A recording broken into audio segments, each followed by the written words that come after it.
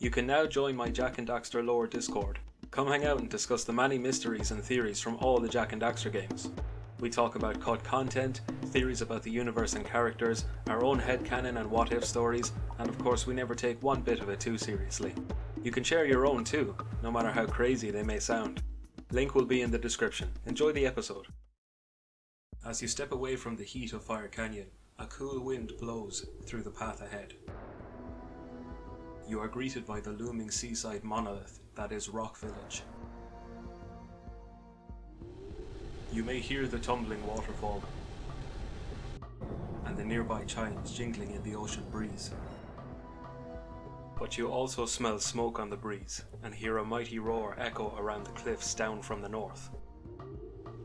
In today's episode, we examine what life might have been like for the villagers here before the siege of Rock Village.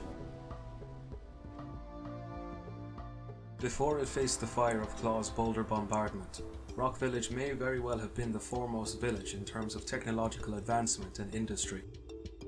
The village had convenient access to the precursor basin to the west, and also to the lost precursor city situated out in the bay to the east. With two readily accessible locations packed to the brim with ancient technologies, and with the wisdom, leadership and mechanical genius of the Sage of Blue Eco to make sense of them, Rock Village may very well could have been a centre of learning and progress. We have already seen the creations that the Blue Sage can create with human materials, and so one can imagine the heady possibilities of what his perspicacious mind could have concocted had he not been abducted by Gaul and Maya. The origins of Rock Village may lie in its namesake. Despite the monolithic mountain that stands in the centre of the village being the obvious clue, we might ask why this mountain and the village are one and the same. How did the villagers come to reside within the very rock itself? Rock Village may have been a mining village first and foremost. These people may have flocked to this bay to mine the innards of the mountain and the surrounding cliffs. The local oracle would provide power cells for a fee in order to power the more advanced mining machinery that the villagers could bring to bear. One can imagine this artifact piquing the curiosity of the Sage of Blue Eco. It's easy to picture him probing it with his scientific questions, testing its capacity for original thought, haggling with it to see if he can be convinced to let its bounty of power cells go for less than 120 orbs apiece. Power cells which the Sage hoarded covetously for his many experiments and machine prototypes. The presence of the geologist may offer us some insight. She may have come to Rock Village to analyze the constituent materials of the mountain's innards, surveying for ores and precious gems, or to inspect the structural integrity of the mountain. These same people may have led expeditions into the basin and Lost City, led by sages or archaeologists, with the mission of unearthing precursor artifacts and materials. Over time, the settlement would grow and become more lively, becoming a centre for trade and commerce. One can imagine this tavern area bustling with miners, merchants, fishermen and artifact collectors, purses jingling and drinks sloshing as they haggle and appraise over their hauls. The peat acquired from Boggy Swamp may have served as a fuel source for their smelting furnaces, as well as providing a third location for expeditions, albeit a more dangerous and less enjoyable one. Being a seaside village, Rock Village may have been exposed to heavy waves during storms, and so a set of wind chimes can be seen strung up between rocks further out in the bay. One can imagine their chiming becoming increasingly intense and erratic as the winds become heavier and dark clouds begin to blot the horizon. Dotted around the water, there appears to be pontoons and gazebos of sorts. They appear to be put in place as a sort of holdover until a bridge or a dock can be built. Though one can imagine crowds of weary miners, drinking and soaking their feet in the cool waters on sunny days after a hard day's work. Yes, those were simpler times, but they were not to last. A hulking lurker is laying waste to the village. It is unknown when his siege began, but we know it takes place an unknown time shortly before our heroes arrive. Perhaps the warrior, who had so valiantly defended the village for years, had beaten back waves of lurkers who were attempting to attack the village. He most likely succeeded, forcing Gaul and Maya to resort to more drastic methods. The warrior explains how he fought the beast one-on-one and lost. His armour and helmet are charred and cracked from intense heat and impacts, presumably once a gleaming silver. It speaks volumes of the warrior's strength, skill and durability that it took nothing short of a power-armoured giant with village-levelling weaponry to take him down. But what of the origins of this mysterious tyrant? There are a few clues about his colossal form that may tell us more about his origins. The most obvious clue is the suit of armour he wears. This suit appears to be the armoured carapace of a precursor robot, crudely fitted or even attached permanently to Klaw's body. This armour enables Klaww to create and launch burning boulders, large enough to lay waste to Rock Village and force the villagers into hiding within the cliff. There appears to be no limit to how many boulders can be created this way, and the limit of the boulder's size may be dependent only on the strength Klaww can bring to bear in carrying them.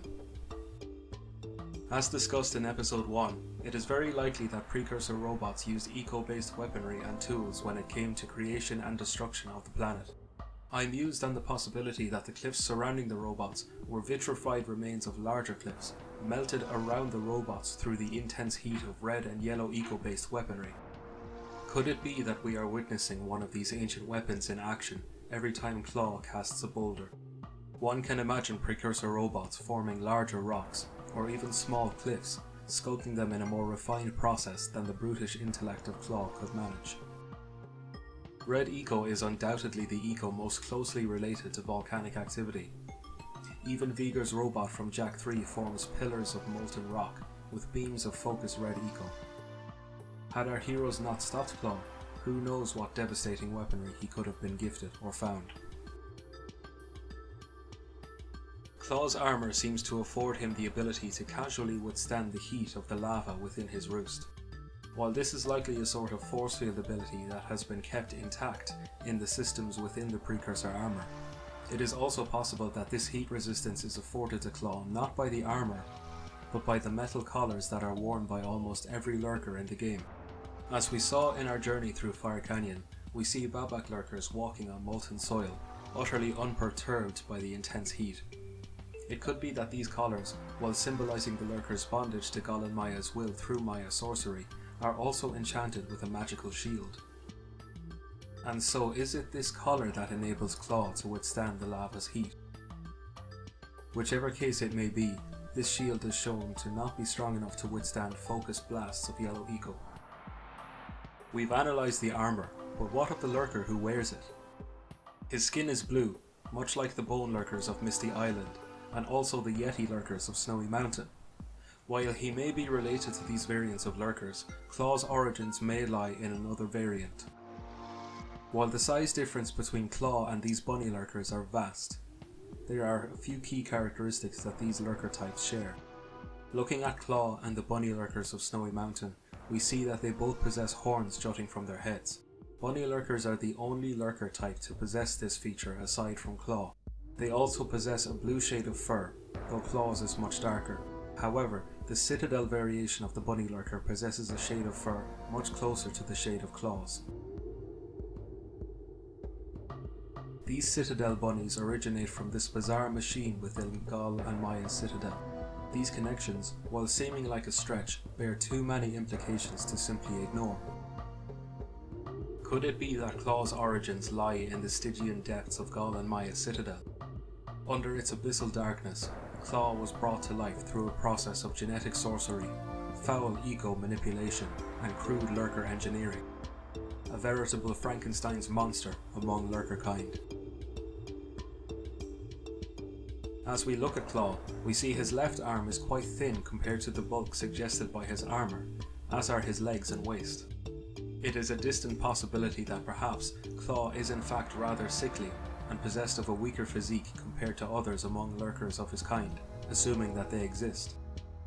While we know that lurkers are bound to servitude under the will of Gol and Maya, what if there existed a variant of larger and more freedom-loving lurkers who called the wilder lands to the west their home? Klaww could have come to Gol and Maya, or vice versa. They could have promised him power, both over a lurker army and over his own bodily weaknesses, in exchange for the destruction of Rock Village and the neutralization of its protector. And so this armour, as well as being a weapon and a shield, was also a life support system of sorts, loaded with eco and systems to support Klaw's immune system and augment his physical health. Ultimately, it all proves for naught, as our heroes lay down a fiery barrage of their very own and send Klaww to sleep within the lava forevermore. And so we come to the end of our exploration of Rock Village. Join me next time as we mount our zoomer and explore the rolling green hills and ancient mechanisms of the Precursor Basin.